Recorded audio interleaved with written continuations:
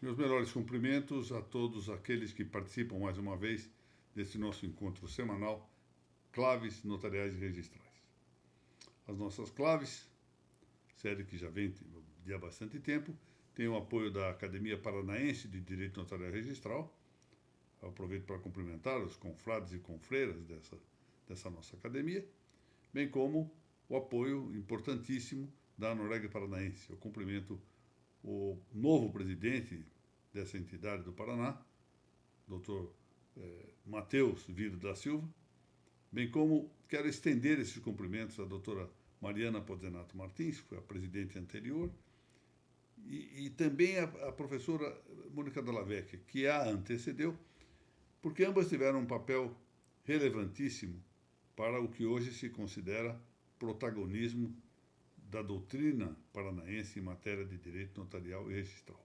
Pode já hoje falar-se numa escola paranaense de direito notarial e registral.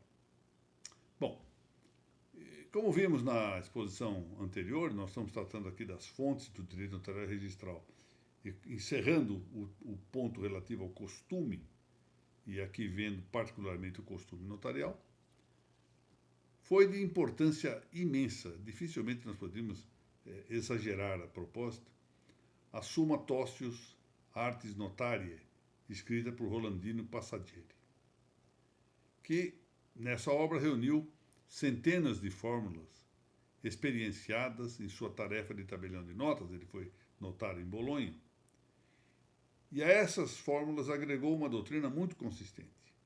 Lembremos-nos que ele inaugurou propriamente aquilo que hoje nós chamaríamos de departamento na Universidade de Bolonha, departamento dedicado ao estudo do direito notarial. Portanto, parece-me que nunca será demasiado referir a relevância da obra de Rolandino, a que se deve agregar o concurso, com os acréscimos que se fizeram à Suma, de Pedro de Unzola e de Boatérios. Em aulas futuras, em exposições futuras, vamos tratar da doutrina de Rolandino, da importância dessa doutrina para o direito notarial, quando exatamente formos versar o tema da doutrina como fonte do direito. Agora, entretanto, e para encerrar essas nossas concisas referências ao costume como fonte do direito notarial, eu gostaria de tratar muito mais com caráter ilustrativo do que com qualquer outra intenção, de 4 exemplos de fórmulas antigas. Só 4. A cláusula guarentidia, que tem muito conhecida importância, a cláusula exceptis cleritis, a cláusula et ceterada e a protestação de fé nos testamentos. E para isso, especialmente, quero seguir aqui as pisadas de Miguel Fernández Casado, nesse livro Tratado de Notaria. Essa edição que eu tenho aqui é de 1895, de Madrid. Miguel Fernández Casado. Pela cláusula guarentidia, estabelecia-se um acordo de vontades para permitir que, com dispensa de processo de conhecimento, logo se procedesse à via executiva do contrato correspondente. Ou seja, as partes faziam um contrato e clausulavam esse contrato com uma garantia, que é justamente a cláusula guarentidia. A que correspondia essa cláusula? Correspondia à admissão de uma via executiva do próprio contrato. E por que isso era importante? Porque até esse período em que se admitiu a cláusula guarentidia, o único título suscetível de execução era o título judicial, e não o contrato. Portanto, com a guarentidia se inaugura a possibilidade de execução de um título extrajudicial, de origem notarial, note-se bem. Isso, portanto, se admitiu quando se superou a restrição da executividade que era só concedida aos títulos judiciais. Ou seja, quando se foi além da limitação própria da chamada actio iudicati. Actio iudicati, ou seja, execução de título judicial.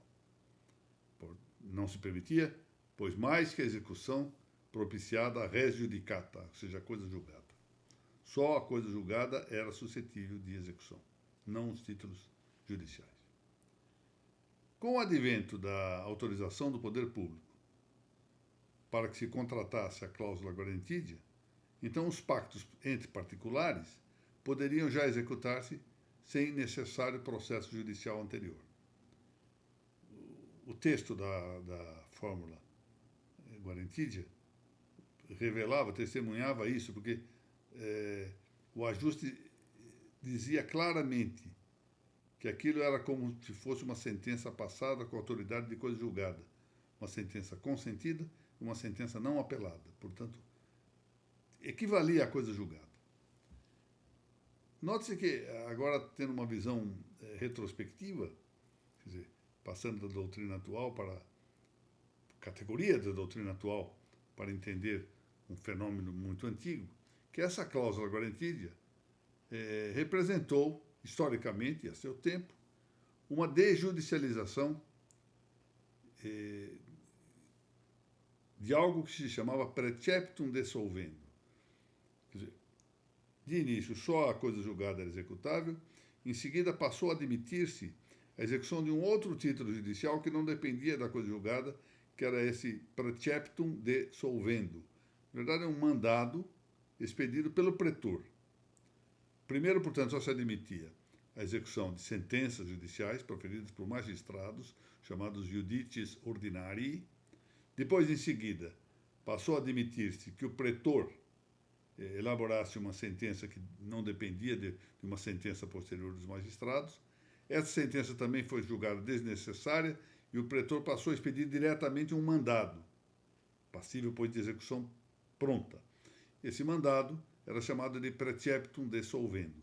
Na sequência, foi esse preceptum de solvendo que se converteu num preceptum notariorum, ou seja, um mandado dos notários. Por isso que se fala em desjudicialização. Poderíamos falar também aqui em extrajudicialização.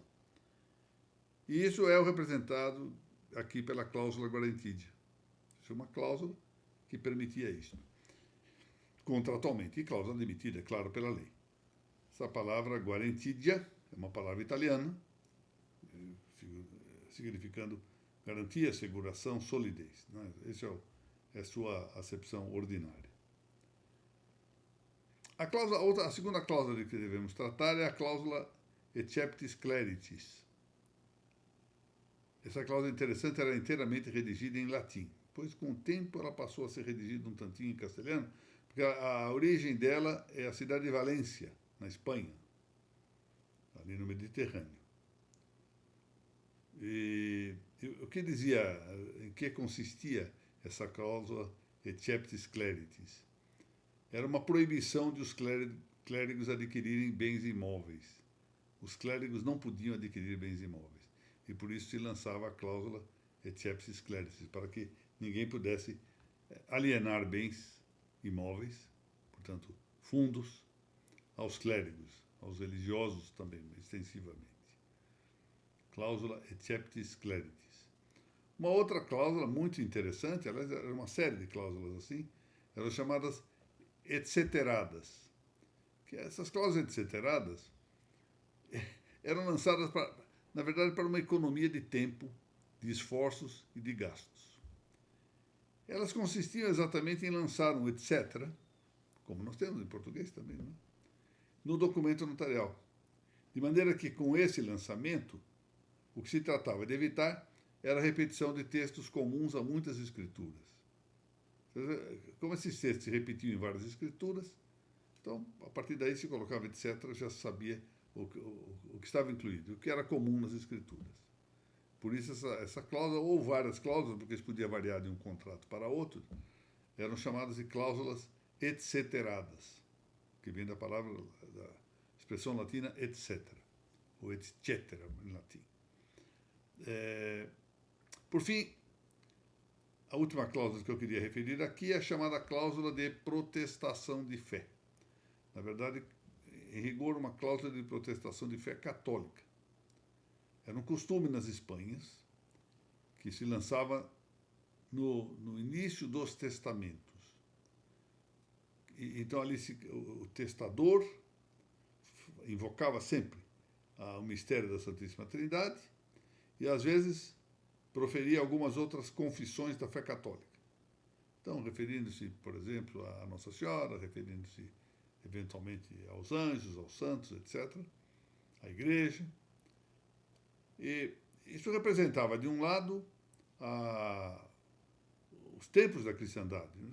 As Espanhas marcantemente cristãs, mas, de outro lado, parece que também isso se incentivava para certas situações que poderiam evitar, por exemplo, que os tribunais espanhóis seculares, eram tribunais laicos, não eram eclesiásticos, o tribunal da Inquisição tivesse alguma dúvida sobre a figura do testador e que isso pudesse depois rematar em alguma circunstância na sucessão, ou seja, para os herdeiros. Então ele já protestava logo que era católico e que, portanto, não estava afrontando aquilo que podia ser objeto do tribunal secular da Inquisição.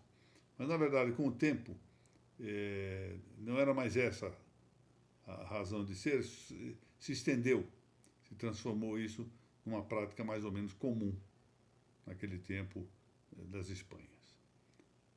Note que é interessante notar que há até mesmo, e hoje em dia se faz, raramente, mas se faz, eu conheço um caso, chamado testamento espiritual, que também é uma não como cláusula, mas é inteiramente uma protestação de fé, esse testamento espiritual. O nosso professor José Pedro Galvão de Souza, que foi meu grande mestre, todo mundo sabe disso, fez um testamento espiritual. Aliás, belíssimo testamento espiritual. Procurou um notário, tabelião de notas, e ali deu testemunho da sua fé, das suas convicções também no campo moral, etc. Muito bem. Eu encerro aqui a nossa exposição de hoje, lembrando, já com alguma saudade, da reunião de quarta-feira passada, lá em Curitiba, bela cidade de Curitiba, no prédio do Egresso Tribunal de Justiça do Paraná, que tem uma sala de plenário muito moderna, muito bonita, com um público muito grande. Deram-se ali duas solenidades em sequência. A inauguração do curso de pós-graduação, realizado com a coordenação da professora Mônica Dallavec, pela Escola da Magistratura Paranaense e pela Academia Paranaense de Direito Notarial e Registral. E, em seguida, assinou-se, na verdade, o convênio entre a mesma Academia Paranaense e o Centro de Estudos Notariais e Registrais da Faculdade de Direito da Universidade de Coimbra. O centro esteve ali representado pela professora Mônica Jardim, autorizada estudiosa do direito notarial e registral. Ela é estudiosa e autorizada também, mais amplamente, no campo dos direitos reais. Professor Paraná, dando mostras de que trilha efetivamente esse caminho de relevo na doutrina nacional, assumindo efetivamente o papel protagonista da doutrina notarial e registral em todo o Brasil. Muito bem, muito obrigado. Vemo-nos, se Deus assim permitir, na semana que vem.